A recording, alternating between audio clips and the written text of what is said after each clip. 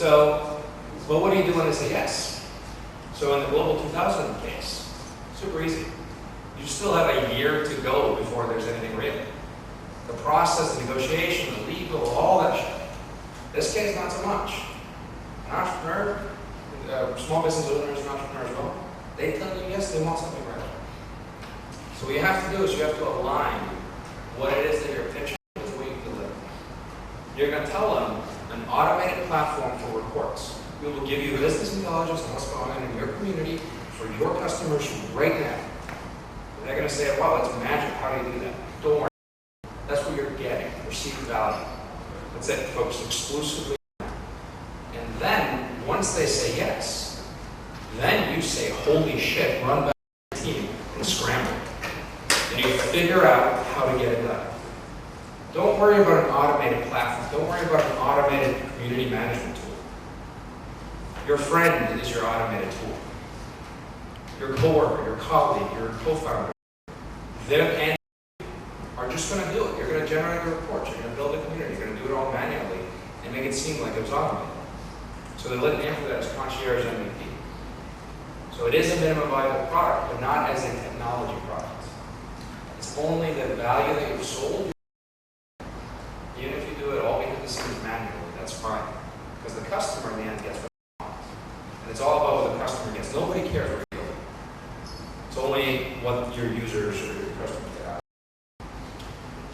So that works in the small business case. You can't do that if you're selling to individuals. If you have a video game, if you have a consumer product or something. Because there, the name of the game is not closing a sale, but getting it to scale. And that's just a different thing completely.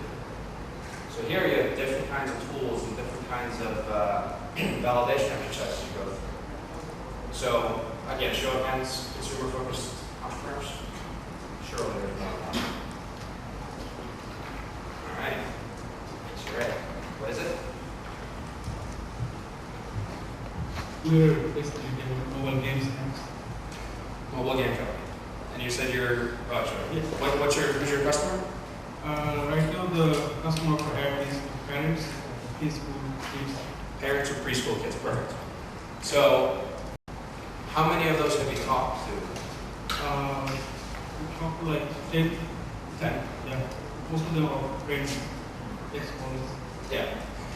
So when you talk to them to do for consumer products, when you're doing these interviews, what you want to get to is not, wouldn't it be great if this product existed?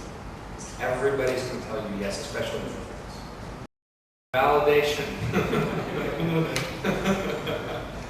But the validation is, would you rather want X, Y, or Z? Your kids to learn, your kids to have fun, or your kids to just be quiet for an hour?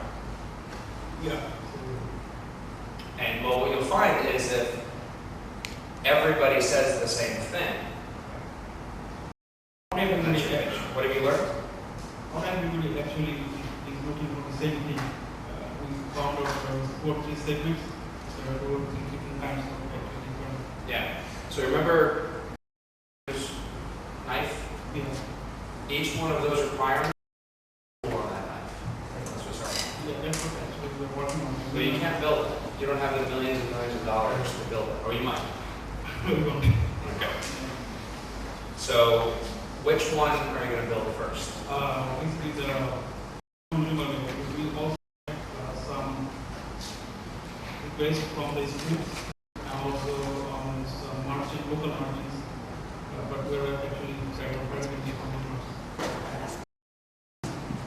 So, another key takeaway hopefully from this week, or from these 3 days, is, I don't think it was written down in any materials in the study yet, but it's do one thing and do it well, which is what's implied from figure out what the one thing that converts is, what the unique value prop is, or even how to build relationships. Because when you're building relationships with your customers or early adopters, if you get 10 people that are in your using your product for 10 different things, and you decide to focus at that point, you're letting down 90% of your users. And that's really, really tough. But if you do something well and you get one, and you get another, and then you get another based on that one thing, then you have a user base that loves your product, that wants more of it, and will help you share it, will help you spread. It will help you be successful because they want it. If they're doing it because you sold it to them, that won't really be that compelling, and it's going to be as long. But once you find that, once you find the product market fit, or once you find this unique customer value in whatever you're doing, it gets pretty magical. So the goal in this, and when you're selling directly to end users or pitching directly to end users, again, have them give you something of value in the same way as before. So if you have 10, but you should have more like 1,000 of these people, and you pitch them 3 things. So let's say those 3 things from earlier, or whatever features you found in your qualitative interviews to be important. See how many of them are willing to put out. Again, it goes on without.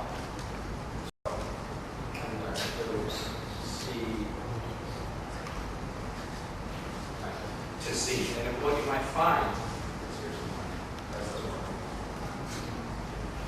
What you might find is that the responses are just completely different. Going to a case study in a couple minutes that sort of is a version of that. But again, there's a lot of tools you can use for that. So this is mostly tech business or tech-enabled businesses. Most of them are digital tools. And they can't start here, but still get the idea. There are ways to do product validation before you build it, physical products as well. With Indiegogo and Kickstarter, or even producing media, where you want to get a movie made about a startup scene in a local environment somewhere, maybe right here, right now. Put that up on. Are you on Indiegogo? I was. You were at $9,000. $9,000. There you go. So that's 90,000 reasons for why this is at least something people are interested in. So, and then the case study, which is super quick, and we'll go into a Q&A, is one of the things that I do back in New York is work with entrepreneurs that are called aspirational entrepreneurs, but that are corporate types. And then try to get them to figure out how to take their domain expertise, translate that over into being effective in a startup environment, which has some interesting and unique challenges there. But as a big part of that, we go through a lot of these validation exercises, exactly what I just talked to you about. And this is one of them where, first, are you guys familiar with crowdfunding in general? So, yes? No? No? It's 2 people. All right. So, crowdfunding, for the other half of the room, is a way to put up money for a project before it exists so that you can fund the project. So you're basically pre-buying whatever it is. And then now, as a few months ago, you can do that as investment into companies so that you can raise money via crowdfunding for equity instead of just for 2 years ago. That was illegal. This entrepreneur, who was a lawyer and an entrepreneur previously, wanted to build a platform to help you manage your crowdfunding investments so that when you put $1 into something, you need a dashboard to see what your returns are. And nobody was catered to the market. There's a very unique need. And specifically, in the very beginning, he started to start a product because equity crowdfunding wasn't real. So what he found was an unbelievably receptive audience in video game backers. So there were people on, first he started with all platforms and realized Kickstarter is really the only main one, that had backed more than 30 video game projects. So there were just people that wanted to play games and support the indie development community, peers, where they would find an interesting game and put $20 into it just to see what would happen. And they would have no idea what happened afterwards. There was no way to track it. They all had different cobbled together systems. And what we learned in the validation exercises, so when we got them on the phone, there's a bit of a creative exercise to get their information, but they went through that. We couldn't get them off the phone. This was something that was such a pain point for them. It's such an interesting topic that they loved just talking to somebody else about it and trying to have them figure out something to help them out, which is a great indicator at the beginning. So then, the hypothesis was they would want a way to manage their investments, find a community of people that are like them, and discover new products. Those are the three things that all said they wanted. So great. So in the beginning we're talking about building that out, and then realized we still haven't gone through the full validation process. So we put up this fancy, literally a background picture, a box, a few words, and a sign. And then we sent out 300 emails. 100 emails said, engage with a community of people like you. 100 emails said, discover new projects. And 100 emails says, manage your returns. That's it. Just to see which one of the actually converted. And then what we got was a 67% rate on manage your returns and 4 or 5% rates on the others. Then we decided to push it further and charge people $50 a year. And so once they signed up, we then put them into another form saying, if this is what you want, pay $5 a month or discounted for, so $50 a year. Just resend them the emails of their confirmed purchases. They already have the information. And then we use the concierge MVP, where they have to just forward us their emails manually. We enter it into a database of automatically sending them a weekly summary. There was no tech. Our tech was not even, there was nothing.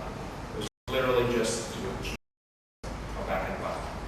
You guys understand? Did they understand this? What's that? I'm asking the audience. Do you guys get this? Very easy. Do the same thing. That's right. Questions? That's basically it. So what I want to do now is take, but also if you have specific challenges or specific things that you're trying to, where you're going to tell me, oh, you need a VC to, as long as it's not an infrastructure project, you have to build a road in order to move something from one point to another, or a shoe factory. If instead it's a digital product limited by these resources. Let's see if we together can come up with some things you can validate to work around. And I will pick somebody from the book if there's no authors.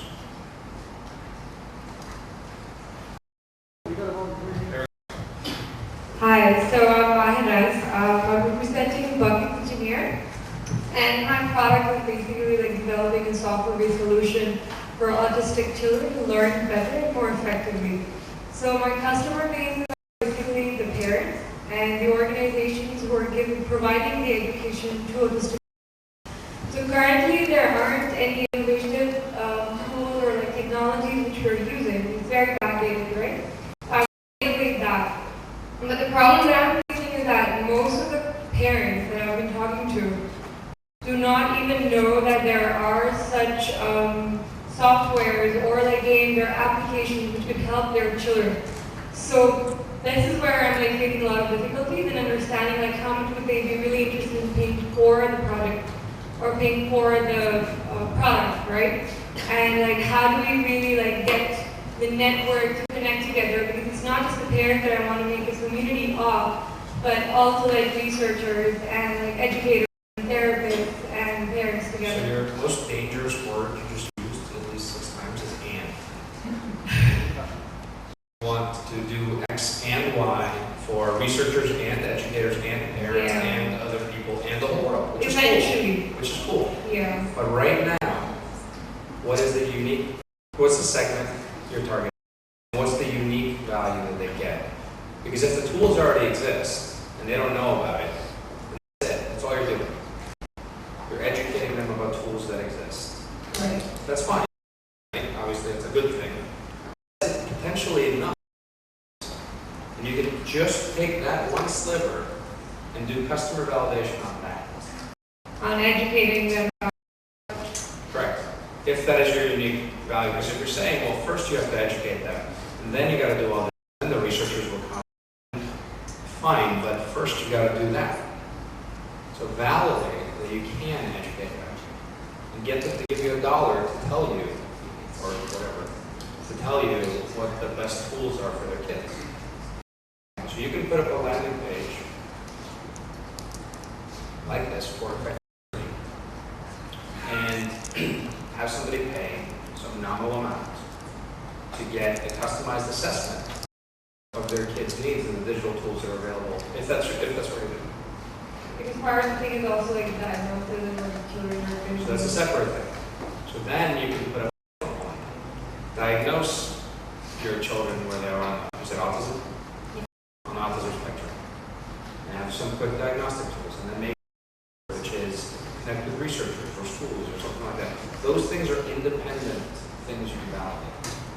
And what you learn if you compare all three, and you can't just do one. So if you do one, then the outcome is sort of standalone data. What you need are multiple tests that are comparing related things on the same customer base. Then you'll start learning qualitatively and quantitatively what actually gets people to deploy their wallets or respond. That's a cool project. Thank you.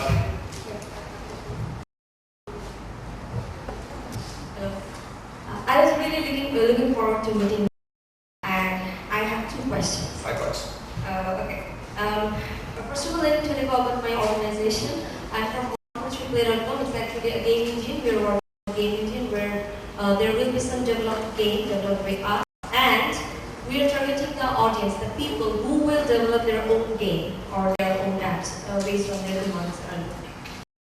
But the problem is that since it's a global, we're targeting the global consumers or global customers. So the problem that we face is that sometimes we are confused about the customers' behaviors in international market.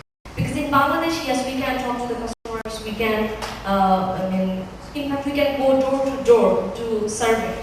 But what about the international customers? So, for example, what about the customer behavior in UK? What about the customer's behavior in Sri Lanka or in Asia or in Europe? So sometimes we think that it's sometimes difficult or challenging to know the customer's behavior in global markets. That's one question. And number two question is about customers. In Bangladesh, even though gaming and using application is very popular, but paying for games or buying applications is not that much popular. People still now it's not ready to buy games or to pay for applications. So what would be your suggestion regarding that? So two questions. First question is, if the customer is not near you, how do you reach them? And how do you go through this customer development process? How do you interview them, et cetera. We did not meet one customer in real life for this product. And we take their username and literally paid people, and then Google their usernames to see if we could come up with their real names based on that.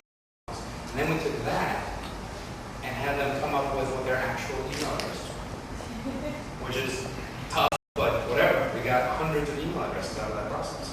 Because a lot of these people are very avid fans of games, and they'll say, oh, let's talk about this for 5 years, my email address. In a forum somewhere, and then we can dig it up. And then when we reach out to them, they want to talk to us. Because this is something that they want. And we've discovered that from going through the process. And then we just talk to them on the phone, on Skype, or Hangout, or whatever. So it doesn't matter if your customers are not here for digital products. Like even anywhere we go, we may have to stay up on a weird time zone or something, or whatever. And then, does that answer your question? Does that help? I know, but the first one. Yeah. Okay. So the second question is, how do you get user insight in games in particular, when that's not something people are offering to pay for? And there the answer really is, sadly, is that. But at Zynga, when we were launching games, so everybody familiar with Zynga, Farmville, Frontierville, big games on Facebook. So what we would do, before launching a game, before choosing a name, logo, even validating the idea that people actually want a Wild West themed Farmville game.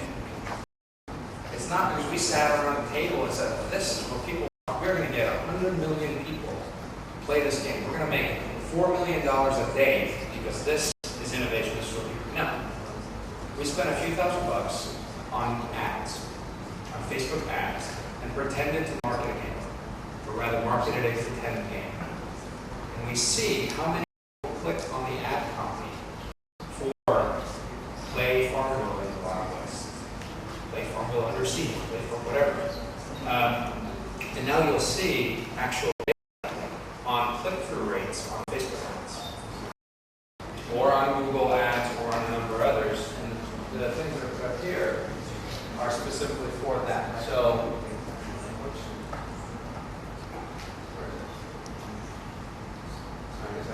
but anyway, so search engine marketing, Facebook marketing, Twitter, any number of things where the key thing is if you know your users, if you implement it properly, you'll find a way to get to them. It's almost by definition. And if you don't, if you can't get to them, you probably shouldn't be selling consumer marketing to them. So find out how they would find the game normal. Throw up something on, and it's going to be a little difficult on the app stores, but you can still market, you can still test campaigns. Throw something online and see what responses you get. But same point is on the autism stuff. If you just test one thing, you don't have any real. You have to test 3 or 4 alternatives. Compare them, and if they're all the same, it's also negative. Just keep doing the test, keep refining it until you get to the right time.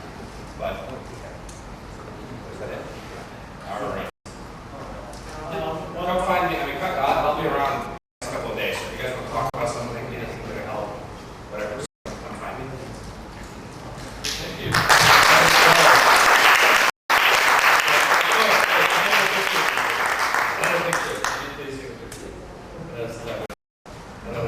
All right. So, how are you guys doing? Come on. Learning? I hope you guys are learning things because that's what this is about. You know, like, and you've got to ask questions specific. You know, thank you for asking specific questions because that's what it's about. You've got to do that because that's going to help you. So, anyways, next up we had in plan overview for networking, but I guess I don't find it. I don't know where it is. But so Jim is going to come up for our session. We didn't plan this, but I guess this is what's going to happen. You know, sometimes you just plan this. Anyways, Jim, take it away. So where is that guy with you? So let me tell you about him and why you should listen to him when he talks about networking. I told you at the beginning of my presentation that I was here because of my relationship with him. Well, this is how it started. I went to speak for ISIC, a student organization dedicated to building leaders in university, at university level. And there were 80 countries and maybe 350 students that I spoke to. And after I spoke, people lined up and I talked to them for maybe an hour, but I saw a guy out of the corner of my eye standing there waiting. And he waited, and he waited until no one else was there. He approached me, and he said, in very broken English, I didn't really understand Romania when he said it. He said, I want you to come to my country. And I said, what country are you from? Romania. Okay, well, it sounds like I better come for your attitude. And, you know, he sounded like a mafia boss. And I'm Italian, I'm the mafia boss. So, because he waited, within 6 months, I was in Romania. What did we do in Romania? We started a business, still going after 14 years or whatever. And we started a foundation called Leaders Romania, to teach leadership skills to young people. That's just one person who he got to impact his life and he impacted my life. Just because we said hi. Just because we said hi. So I want to introduce you to, and you'll see many pictures of people who he's networked. And one of them, probably the best looking, will be mine. So I want to introduce you to, he's like a son, a buddy, a best friend, all in one, and the best networker that I know. Video Bourgeois. Thank you very much. So, where's the... So, it's great to be here. I'm very happy to be joining you. If we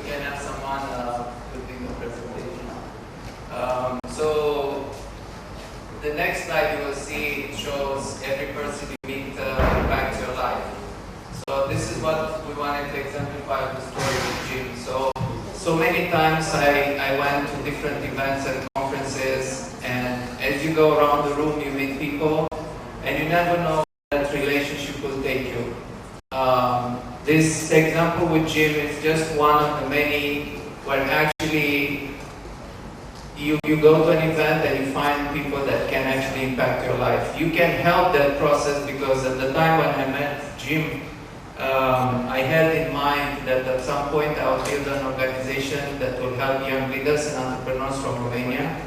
And I saw him presenting, and I immediately saw that he can be the teacher and I'll be the mobilizer in this initiative. But as we started to build that foundation, we realized that there are many other ways in which we can work together. And like this, you will see with other people that you'll be meeting. So specifically, I chose people that look worse than Jim, so that it feel better. It's not tough. We have Prince Charles and Vincent, the founder of the internet. So I wanted to boost his confidence. So different people, different stories. Another one is the founder of Priceline. Basically, he was the first person that I and our team recruited to be in the advisory board for the GIST initiative. We did not have anyone at that time in the advisory board. GIST was at the very beginning. I think we had just one event.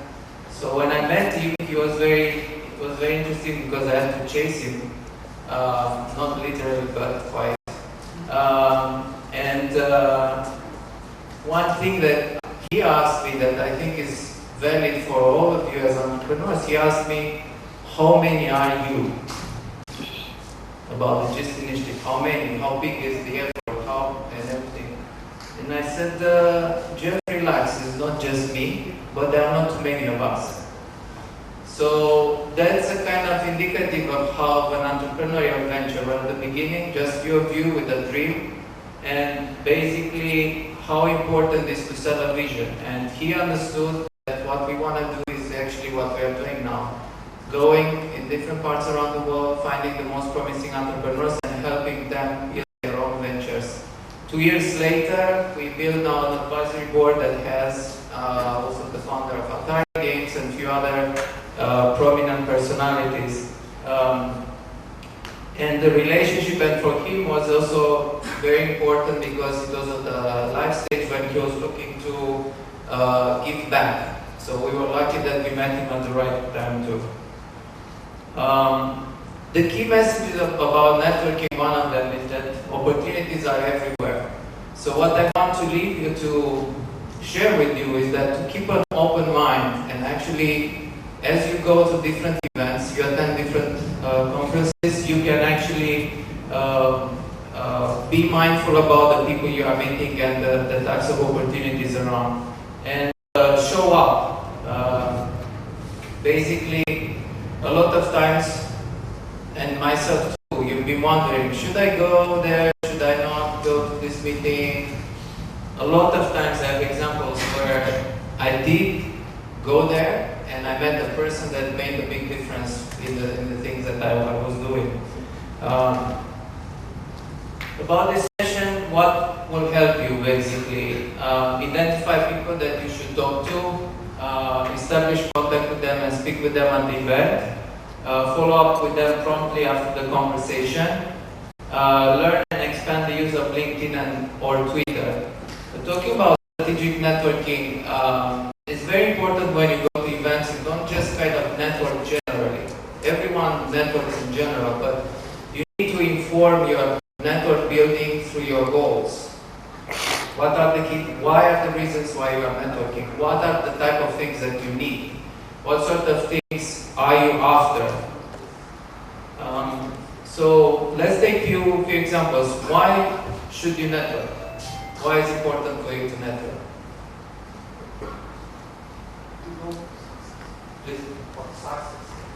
For success. So one reason is to become successful.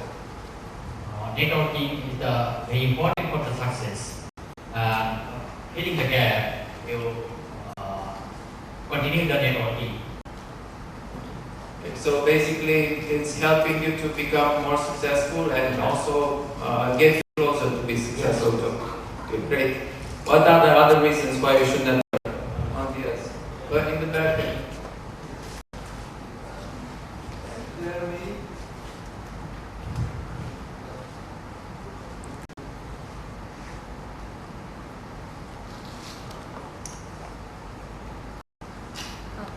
In a nutshell, I would say network equal to net worth.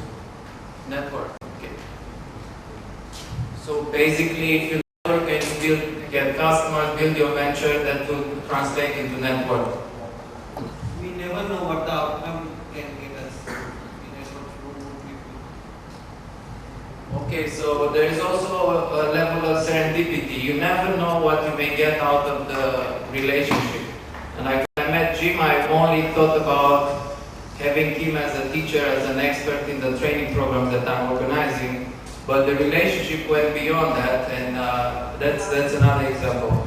So, like you said, networking helps you achieve your goals. Another important thing I learned is by networking, if you connect with the right people, you work both smarter and harder, because it can help you get faster there. You don't need to do all the work yourself. You're already doing a lot of the work, but by identifying the right type of resources and the people that have the expertise, that will help you actually leapfrog a number of those steps. The other thing is the events like this one, it's a very high concentration of resources. Think about you have people that are connected in DC, Washington, Republic of Texas, and other great parts of the world. So only in this room, just think about the diversity, Eastern Europe. So why do it? We learn customer development. You can get customers and develop partnerships. You can learn, you can accelerate your growth. And like we said, every person you meet, it impacts your life. When is the best time to network? When? All the time. Okay, great. So all the time. A key thing usually I'm hearing from people is that they start, or I see people do, they start networking only when they need money, or raise money as an entrepreneur, or when they need a job. That's when they start doing it. So that's kind of very, very broad. So make friends, right? So we established as very good to network, when to network. What are some of the key things, how to make friends when you interact with them? So I will ask you to guess some of the things. What's this? Yeah. But you need to dose your smile, right? You don't need to, it's a little bit too much, you may get the wrong result. So smiling is kind of always opening up, can open a conversation. Second, this is easy. So remember that name, it's very important for a person to kind of hear their name, So one small trick that I use, if you happen to meet a lot of people and you meet someone that you forgot their name, you will go and ask, what's your name? And what's your name? No, I meant your last name. I already know your first name. So then this way you get actually the full name without actually being embarrassed that you did not remember the first name. That's a very small trick. So what's this? Helping. Help, right? Amanda, you're not there. Picture, I never So helping, yeah. So a lot of the times people are just about themselves. Switch that in your mind and be about the person you are meeting. Think about in the conversations, how can I be helpful to this person? It could be another entrepreneur, could be an investor, could be anyone else. So think about how can you be helpful in the conversation and identify one thing that you can help them. And this one? Raise body. It's about passion, right? Whatever you do, be very passionate about your venture. If you're not passionate about your venture, it's very hard to kind of transmit that feeling to the other people. If you're not passionate, don't expect them to get very enthusiastic about it. So now, who does the networking? So basically, yourself, but also one of the key ideas I want to introduce you is the wingman or wingwoman. Always seek to work in teams, even when you go to events. Ideally, it should not necessarily be your teammate, because basically is you are subjective. Both of you work for the same venture. But if you find a friend or someone else that works for another venture, as you go through an event, you can help one another navigating the conference. And I will do an exercise shortly about that. In the event, who are the key people? We already established the organizers, the speakers, sponsors, VIPs.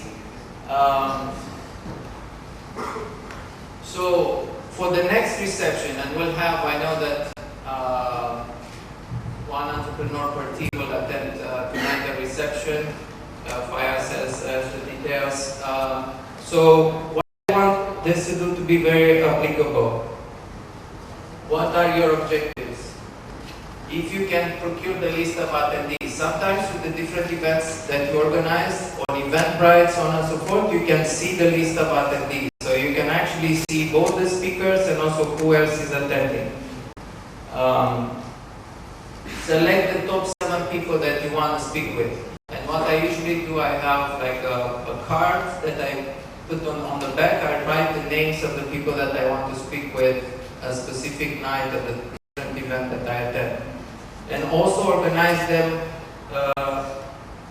in the order of their importance. If that night, if there is just one person that you want to talk to, is that specific person right there at the top, right? So that will make your night useful. Ideally, it would be really great if you can research the people that you want to meet up, that you want to talk to before you go and meet them. Because in the conversation, you'll be able to relate to them much better. And now there are a lot of tools right now, even you can research on the go on your mobile phones to get their profiles, their Wikipedia or like LinkedIn profiles, so you kind of know a little bit more about them. 4 is recruit your wingman or wingwoman and brief him or her about your venture. And the 5th one is generate free follow-up coffee or call meetings. When you go at this event, the purpose is not necessarily to raise money on the spot. It's very hard to raise money at the first meeting on the spot when you did not meet someone. It's not impossible, it can still be doable, some people do it. But that's not necessarily the main goal. The main goal would be to actually have a follow-up 15-minute coffee or tea with the person that you know is very instrumental for your venture. And from when you go to an event, usually I want to have like 2-3 follow-up meetings with the key people that I see. So what I want to do before I move into follow-up is I would like to do a very small exercise. If you can go in the room and find someone that you can work with throughout this event and conference. So ideally would not be your teammate.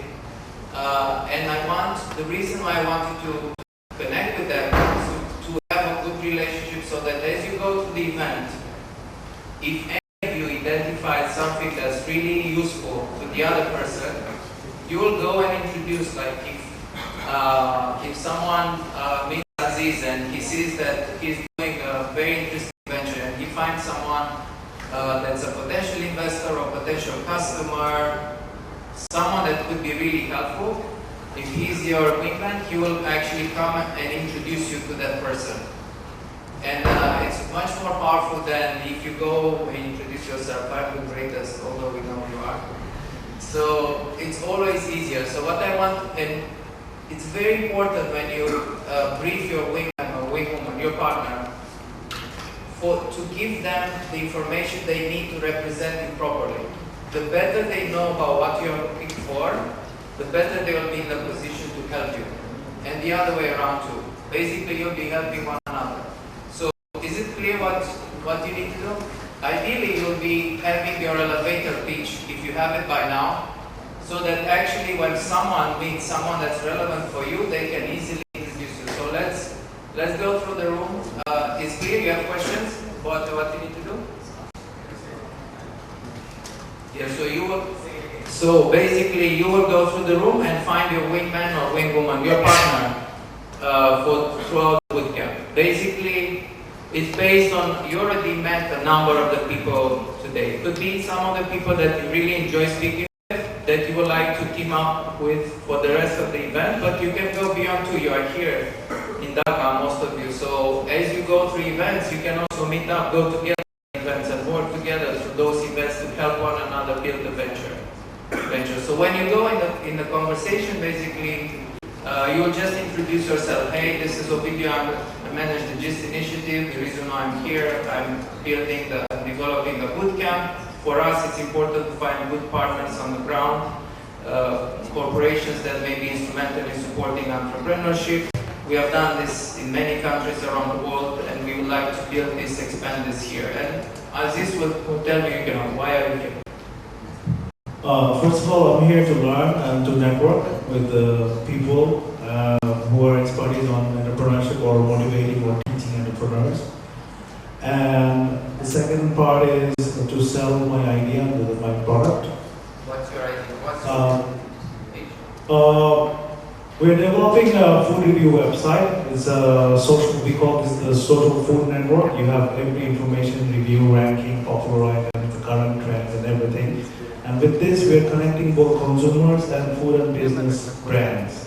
So this is a unique position of I tweet. We connect consumers and business brands as well, B2B and B2C.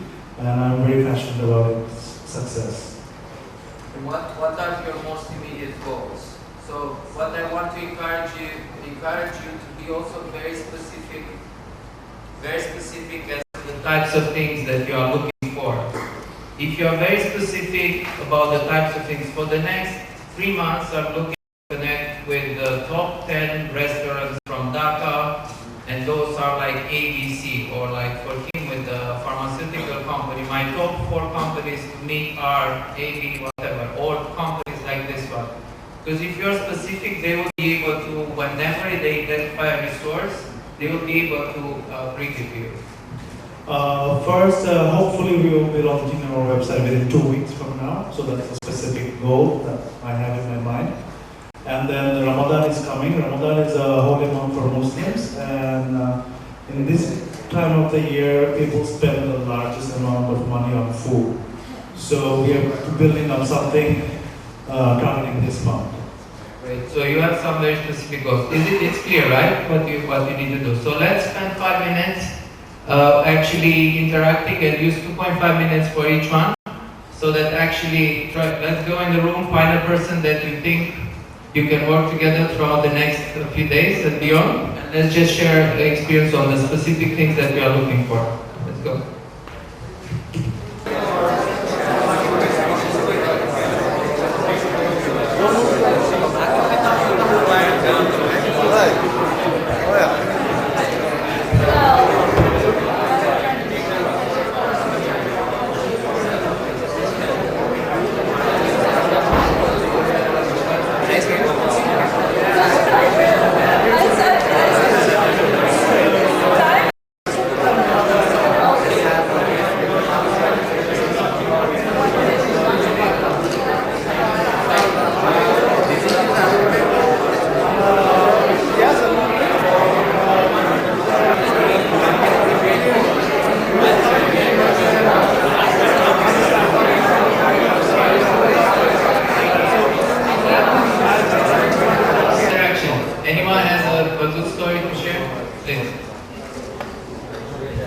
It was really nice. I was looking for him, and he was also looking for me.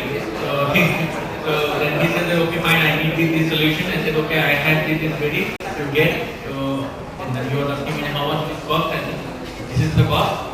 So he said, okay, fine, I'm going to contribute. Okay, it was a great match. So always encourage you to be proactive. Sorry, I'm just playing against it. I'm speaking like an Italian. So back to I encourage you to continue to do this through the lunch. This is just the beginning, okay? So what I want to really encourage you is to build this as a habit. Whenever you go to an event, even if you know someone, you don't know someone, just try to make a friend really quick and work together through the event. It's really helpful for everyone. Can they be your friend?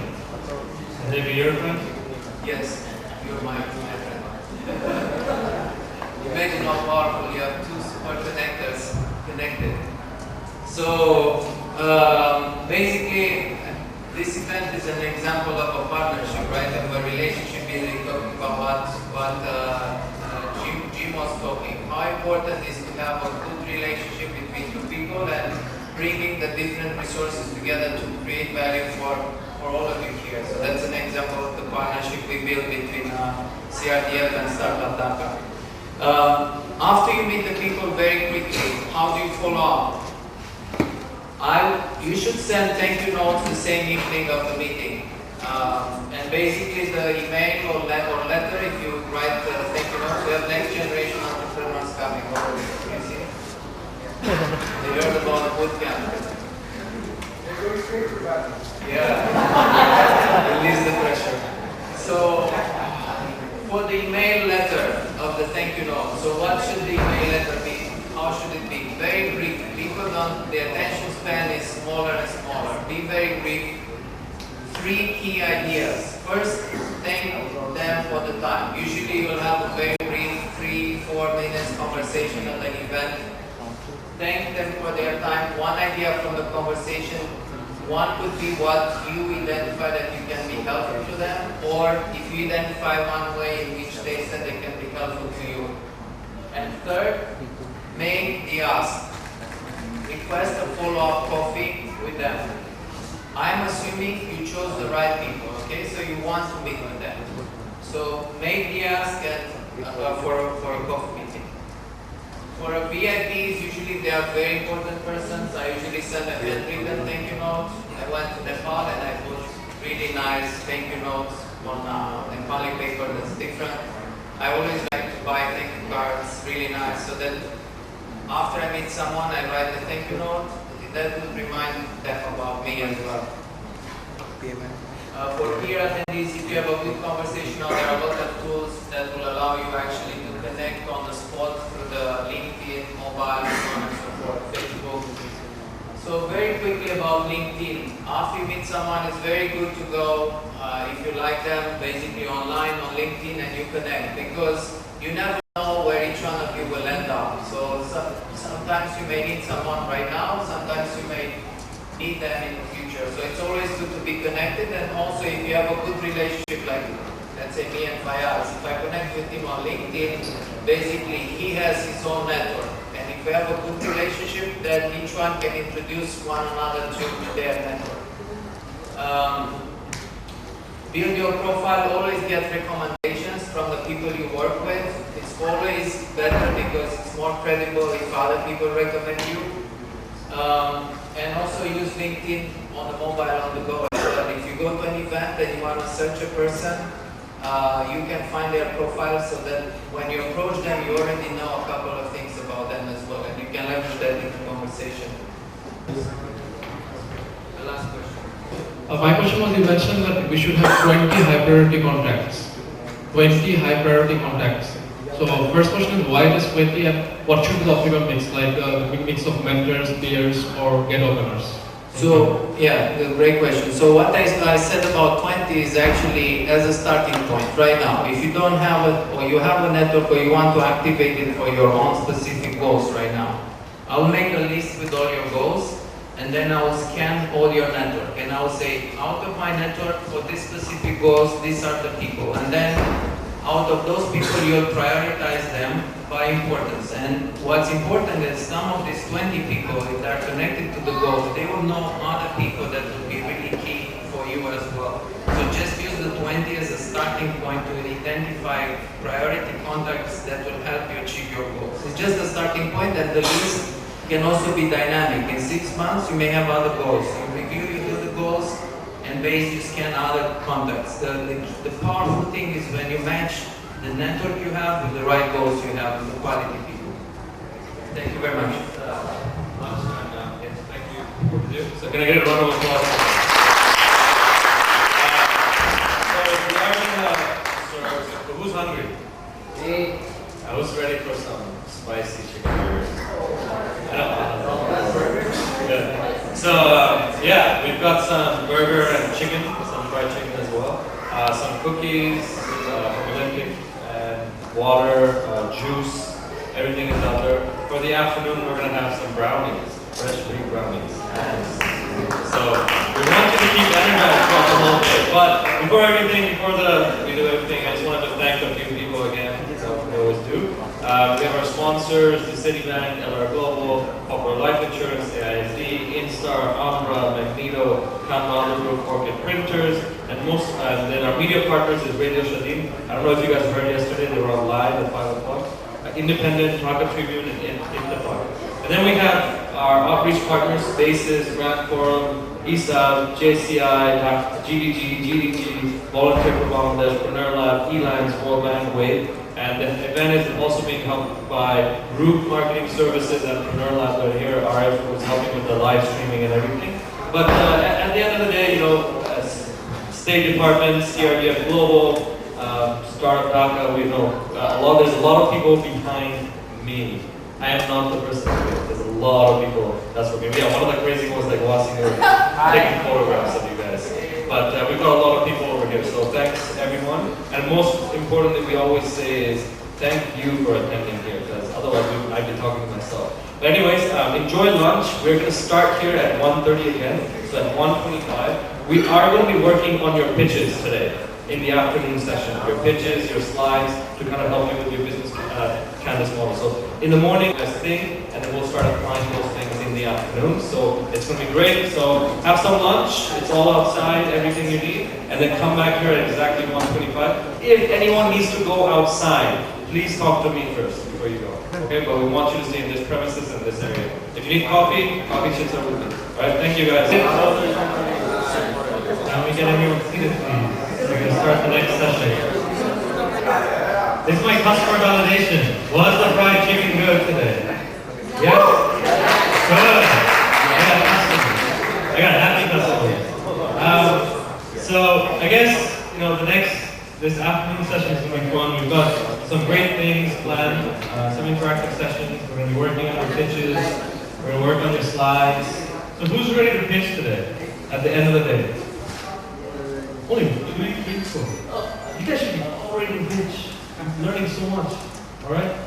No, but the idea is also your confidence. I think you guys are networking. I think we've seen the networking level go up the whole morning. So I think that's fantastic. And if you guys still need coffee, find me. Alright? And I've got the coffee chips. And we're going to have snacks at around 4 o'clock. More FFC wraps are coming. And we've got brownies for you guys to get the energy level up again. Alright? Water is outside. If you need water, just go outside, grab cookies. We have energy biscuits. Okay? So whatever you need. If you haven't gotten the brochure, okay, make sure to grab one, the diaries, notepads. We have t-shirts. So find Arif, or someone's coming to give you the size for the t-shirts, so they will give you the t-shirts. The other thing is, these badges that you guys have, please do not lose them for tomorrow. We don't have extras, so when you come to the school, you won't need them tomorrow again. So don't lose them. And if you need to step out, come back in, just let one of us know. Okay, so without further ado, I'd like to invite Nazrul Bhai. He's over there at the Citibank as well. And he's been instrumental. Take it around the applause. Citibank is one of our top sponsors, and he's been instrumental in helping us, go forward. And how many of you guys seen the billboards? Yeah? Good. Well, that was a barter. No monetary exchange. They've got hundreds of billboards, and I say, hey, can you help us? And he said, yeah, the mileage, the extra mileage. And that communication went far, and a lot of people knew about it. So without further ado, I'd like to Nazrul Bhai. He's the Vice President and Head of Branding and Marketing at the Citibank. And then along with him, we have another partner who's going to be doing it, Riyadh Hussain, Magneto Digital. He's going to be talking about social media and bootstrapping and all that. We have some interactive session in there. So take it away, Nazrul. Hello, good afternoon. How did you enjoy the session in the morning? Was it good?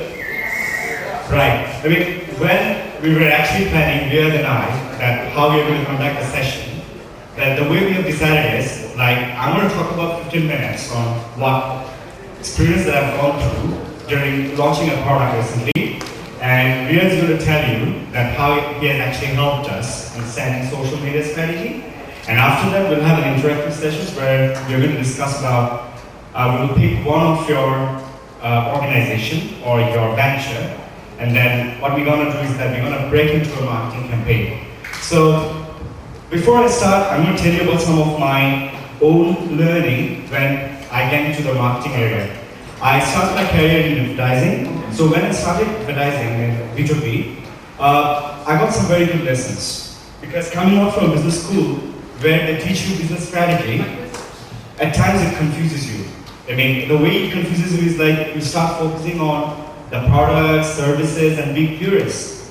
And in real life, it doesn't work. Let me give you an example. Like, I came across a lot of people who works in business or who's an entrepreneur, who basically talks, when you ask them what you do or what you sell, they always talk about their product. They're so much in love with their own product, they always talk about, I have the best features to offer, I have the best product to offer, and I'm so confident that I will sell it in the market. But actually, a marketer never sells a product. A marketer should sell a solution. Let me give you an example. When I started in advertising, I was working with the managing director, and he was running the marketing campaigns as well for Godrej, and they were in the mosquito repellent business. And during that time, they started selling coil, mosquito coil, and they have an amazing market throughout the city. And what he did is, I was very happy when everyone was like, most of the shops, they're selling the mosquito coil like a hot cake because their coil was doing fantastic in the market. So we thought that if we improve the quality of the coil, then people are actually going to buy me year after year. So one fine morning he said, Najmo, what about someone started offering aerosol and which also kills mosquito? What about one fine morning you find that somebody will start selling air conditioning that will start saying, like LG, that will say it kills mosquitoes. Or maybe one fine morning you find somebody has started selling vaporizer that also kills mosquitoes. Who's going to buy your coil? No one. So at the end of the day, if I keep on changing the product features or improving the product features, Godrej couldn't have been anywhere. What did they do? They started selling the solution, and they started selling every single product category which actually can kill mosquitoes. So they moved into vaporizer, they moved into aerosol, and next is the future in Bangladesh. So what I want to say is that apparently from that particular example, I came to know that as a marketer, you should never sell your feature. You should not waste your time consistently improving the existing products that you have. You have to improve the solution that will actually give better benefits to the customer or the consumer. Then he also trained me one more lesson. That is, if you sell mosquito coil, what does it do? It kills the mosquitoes, and it relieves mother who is very caring about their kid, who is actually being bitten by the mosquitoes. They will go away. So when we were developing the advertisements, he focused on showing the ads where we will actually show mother's care. Because mother's care is such a thing where when you show that, a mother is very disturbed that her kid might be very much agitated or can't get to sleep at the right time because of the mosquitoes, then they will start buying whatever will actually give them the solution. So anytime, whenever you are really planning a marketing campaign, my idea is you should do two things. One is try to give a solution, not offer features. Another thing is that try to create an emotional connect so that people will not buy you for the product features that you offer, rather they buy you the way you actually emotionally connect with your customer. Let me show you one example. You may not be reaching, or you may not fulfill the entire target, but if you have a target, you can go very close to it. So, and when we were actually doing our SWOT analysis, we came to see that we have a very strong retail base, and a lot of people has opened an account with us. They will actually come to us, and they will start using our internet banking platform. At the same time, if we offer the internet banking platform, what people will gonna do is, people will not come to the branch or will not visit ATM. By being at home, they can do the transaction. The weakness was, anyone can copy that. Tomorrow, there is Prime Bank, there is Standard Chartered, there are Southeast Bank, anyone can actually buy this internet banking platform, can hire some IT guy, and can develop that. An employee who are actually working for our organization, they don't trust our platform. And even the people think that if they start using internet banking platform, they will actually face frauds and they will start losing their money. So we saw what is the opportunity and what are the threats. The opportunity was they can only use us if we can offer our platform in a smartphone device which will make the transaction very convenient. So we wait till GP and other companies bringing their features. Whenever you are developing your own logo, I have launched in the TV, it would have cost me 2.5 crore BDT. But without spending any money, I've actually launched it in my social media platform, and it has generated 8 lakh views in 2 months, and 30,000 people were engaged in the campaign. I'll just show you 1 or 2 slides where you can see the result. Have a look. It has reached in 1 month 5,39,000 people. And total unique views in 3 months down the line was 8,760. And the organic views was 20,000. And we ran a clue and contest where people has actually answered what problem it has solved to their internet banking platform. So the reason that I brought this particular case is, whenever you launch a technological product, don't make it look like technology. Please make it look like human being, and it works. Thank you.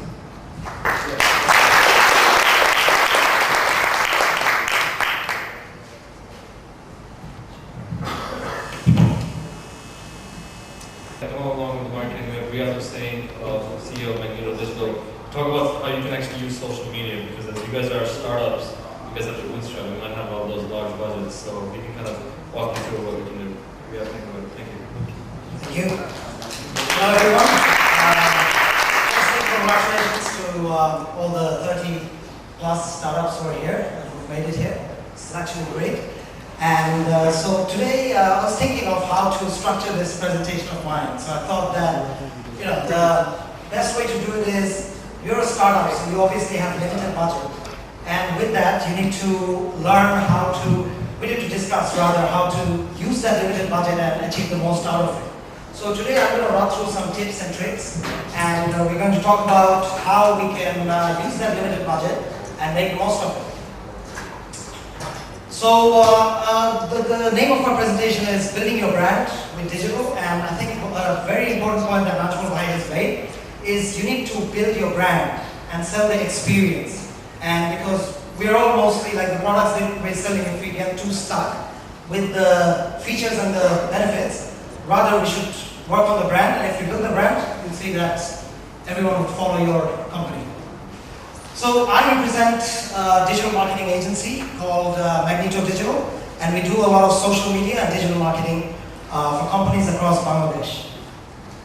Magneto Digital was founded in 2013. So how do we stand out from the crowd? So I'm guessing that all the startups that you have over here, you'll have a lot of competitors, right? Is there any of the startups that doesn't have a competitor? I don't. Okay. I make fried chicken. That's great news then. That's great news.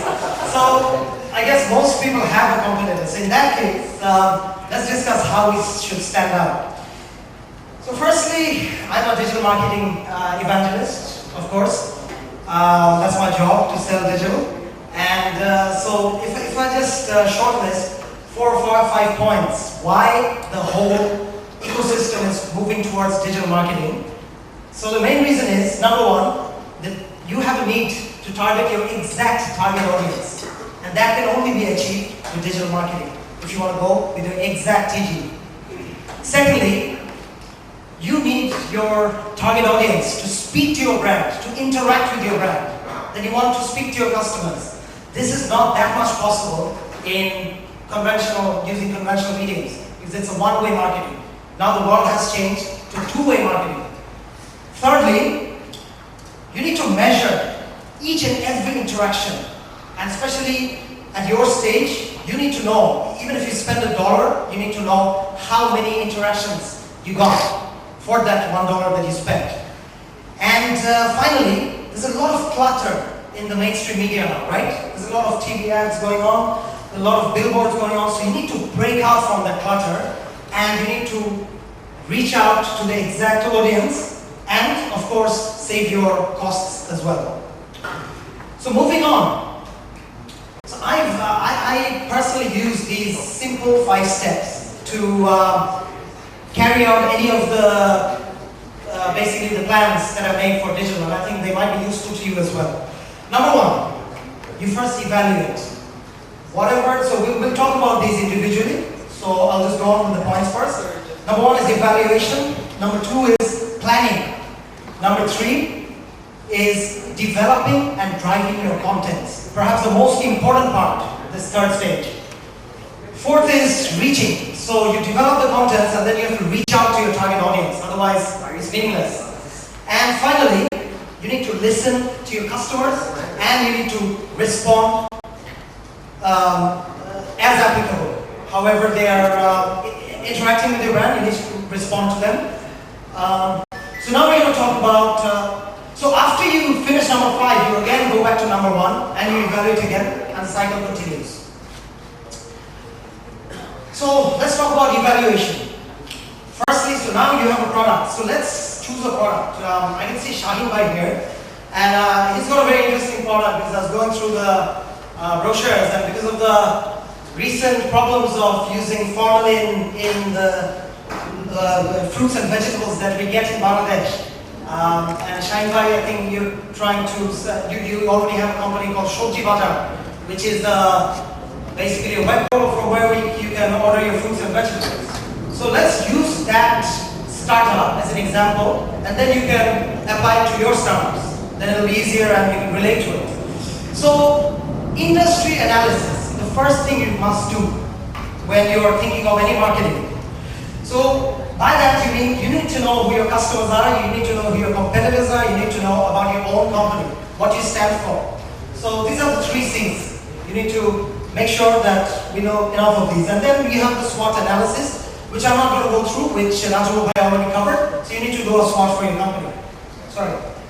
Third is target audience. You need to know who your exact target audience is.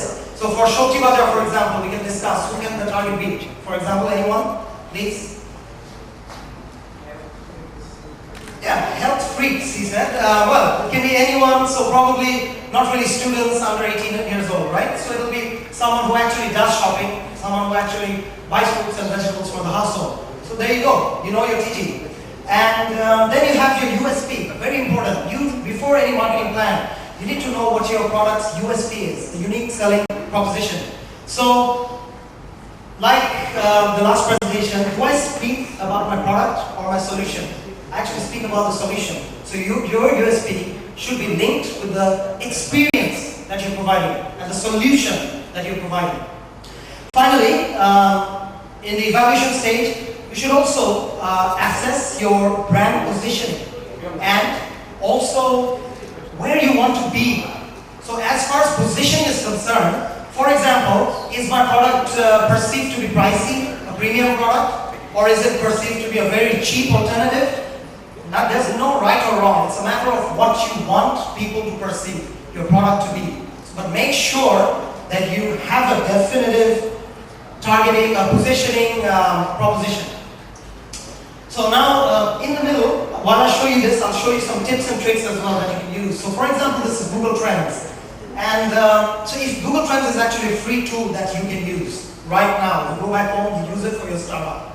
And it's actually quite helpful. You go to google.com/trends/explore. And you can see, so yesterday, as I was thinking of shoti butter, I did some trend analysis and I searched for the word formalin in the first screenshot, as you can see. And you will see that the spikes over there are in May 2013 and again in May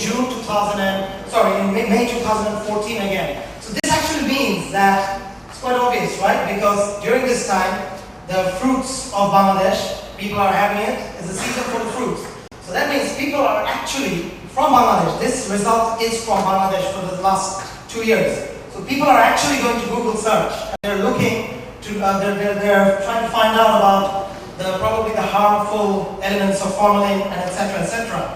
So this means that now if Shoti Butter wants to drive a search marketing campaign, he can link his advertisement with the word formalin, and whenever someone searches for the word formalin, his site will appear and say that, guess what? We provide you formalin-free vegetable and fruits. So there you go. So you can do some research on your own, and then I look for recipe as well, which is an entirely different thing. And recipe, I found out that people are looking for recipes from Bangladesh around August and September and October. And if you see, the interesting thing is the trends are very similar for 2013 and 2014 as well. So this means, 2012 and 13. So this means that I know that during this time people are actually cooking, they're looking for recipes. So this is the right time to target probably housewives, mostly in Bangladesh, to sell Shobji Bazaar's product. So this is a tip and trick that you can use. Moving on, planning, number 2. So if you, so now we've done the evaluation and we know about where we stand. So now we actually go to the fun part, that is actually planning. So the first thing that we do is, as I discussed in the previous slide, that what is your target brand positioning?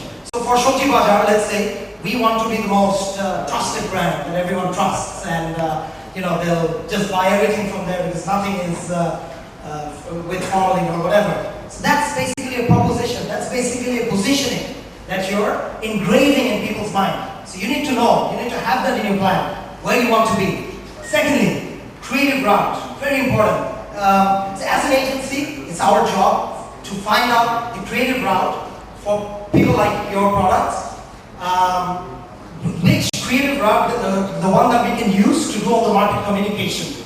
So in this case, for example, what is the creative route that I might take? Maybe I can use testimonials. So maybe my whole marketing campaign will be based on people talking about their great experiences, about doctors saying how safe the food from Shobji Bazaar is. Maybe mothers talking about how important it is for them to buy safe vegetables from Shobji Bazaar. So that's a creative route. So it depends on you what creative route you want to use to actually formulate your marketing campaign.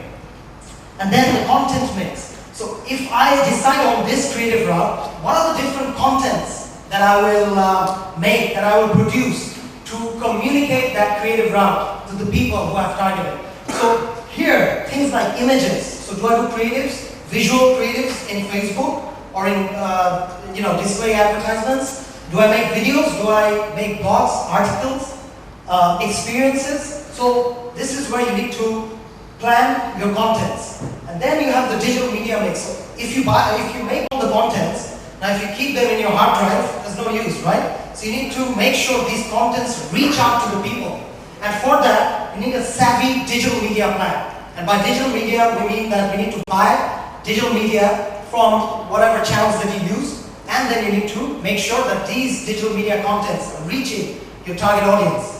And then finally, and most importantly, as part of the planning process, you have to fix the KPIs, the key performance indicators. So here you need to know that, okay, so at the end of the campaign, what will I be happy with? Will I be happy with 5,000 fans, 5,000 interactions, brand loyalty, sales lead of 500 new members signing up to my website Shobji Bazaar, so you need to fix your KPIs. Okay, moving on. Perhaps the most fun part, so now it won't be like a lecture. Now I'll show you some actual examples of how we drive contents. So here, first thing that you must do is ensure your presence. So if you're talking about digital marketing, you need to make sure that you have a really good website, you have a really good social page. So you have to be present in a very appealing way in the digital space. And then you follow the defined creative route that you have basically planned. If necessary, just do some research, learn how to design, and they must have clear call to action. So at the end of the design, at the end of the content, they must be able to click or whatever and actually do whatever you want them to do. And then video contents are very effective, and so use them.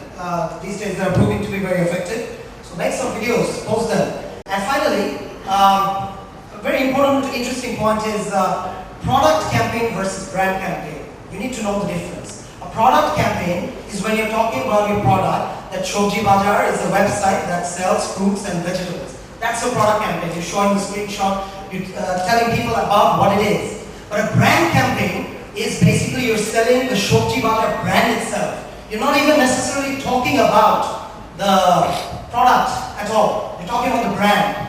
So this is the tricky part because it's very easy to do a product campaign. But a brand campaign is where you need to get creative. So I'm going to show you some examples of how we did some brand campaigns, which you might find useful. So firstly, when you do a brand campaign, the first thing you must do for all of your brand is create a brand manual. We all have our logos, right? But how many of us actually created a brand manual handbook? Anyone? No one. So we actually, when we started Magnitude Digital, the first thing that we did was we hired an Indian consultant and we created a 24-page brand identity manual.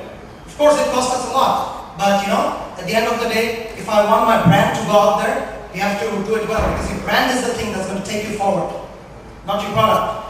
Of course, your product as well, but as far as marketing communication is concerned, it's your brand. So these are some of the things. So if you Google about brand manuals, you can find out a lot. So I won't get into that too much. So secondly, online presence. So this startup bootcamp, for example, I was going through the website, and it's a pretty cool website. It's actually better than a lot of big companies that I see in Bangladesh. And when I saw my name as a mentor, I was just taking my mouse there. LinkedIn profile comes up, and it's pretty cool. So this means that anyone who's seeing the bootcamp website, it actually gives them a very good impression. So that's branding, basically. So make sure your presence is spot on. Thirdly, branding.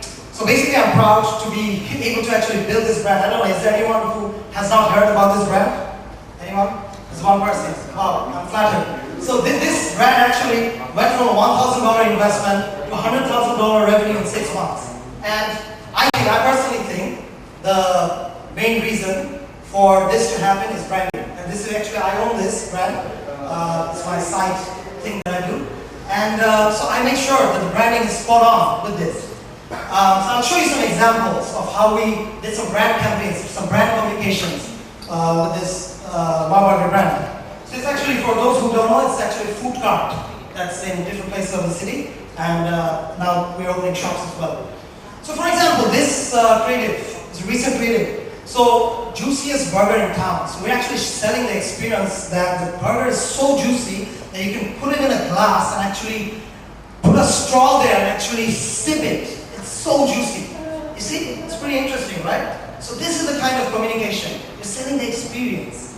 Secondly, so I didn't say Wow Burger is very, tasty or whatever, we've got cheese or whatever. All I did was, there's a diary there, and it says that at 11 o'clock I have a meeting with the chairman, at 12:15 I have a presentation to make, and at 1 o'clock I need to order Wow Burger. And then if I put a clear call to action, that if you're hungry at office, order now. And believe it or not, these actually work well. When we post creative such as this, we get like 10, 20 orders right there.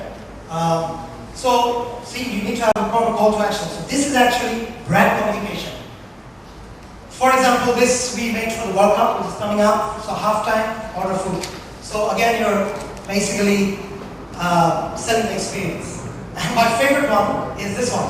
So in Bangladesh, for those of you who don't know, in December, January, we have the wedding season. where people come and because during the wedding season, there's a day when everyone dances in the homes. So usually the tradition is that people have their dance rehearsals at home. So what we did was, during the rehearsals when they go home, the mothers don't have much to offer, because 40, 50 people. So then we thought that, okay, Wow Burger is a very good product for them to have at that time. So why not post a creative with people dancing, and then the call to action is, hold rehearsals at home, call for munchies. And believe it or not, we got an order of 7,000 taka right after we posted this last December. So again, this is brand communication.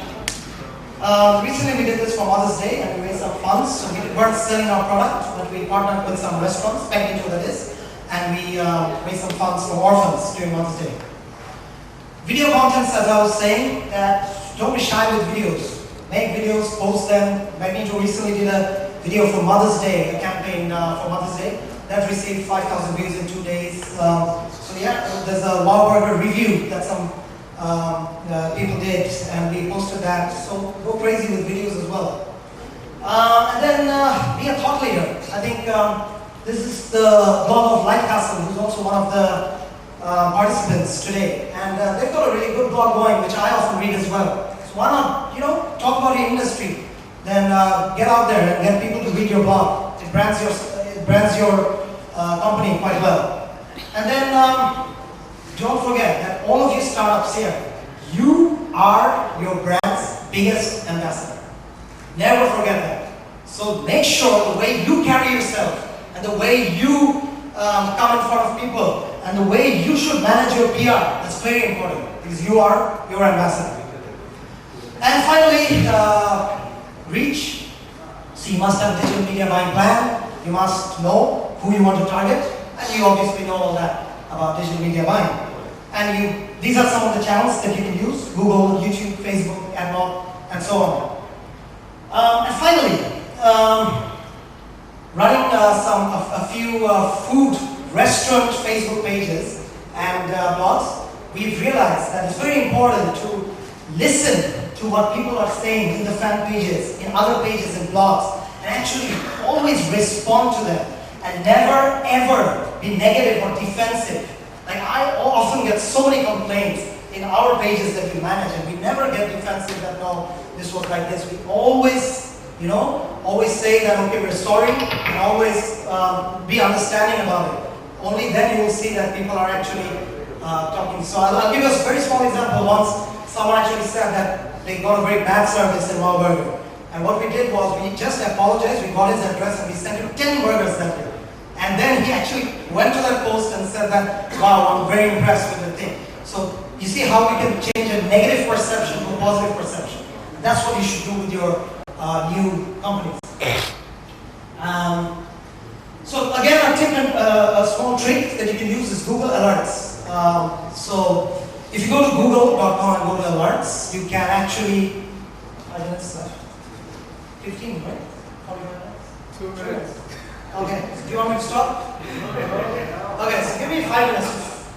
2 minutes. Okay, fine. So I'll try to make it in 2 minutes. So if you go to alerts and then if you set up an alert and you choose some keywords, whenever these keywords appear in the online space, it sends you an email and says that your name has been mentioned or your company's name has been mentioned. It's very useful. I always use it and I tag all the keywords with alerts. So of course, analytics is very important. Make sure you use Google Analytics. There's still some people who run a website-based business and they don't incorporate analytics there. It gives you each and every idea. So I won't go through these because I don't have much time. And so when you post any URL, any links, make sure you use a URL shortener. I always talk about Google, but we can use like Bitly as well. So if you use these shorteners, you can actually track those URLs and see how many people clicked on those, from where, whether it was from an iPhone or an Android. So you can actually track those. It's very helpful. And then finally, evaluate again, because you've done everything. Now go back and see how much you've actually achieved and how much you haven't. And then you go back to evaluation, planning, again, your next campaign, developing more contents, reaching out more, and then listening and responding, and again evaluating, and again going back, and the cycle carries on.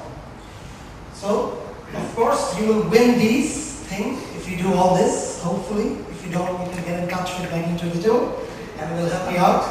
And that's pretty much it from my side.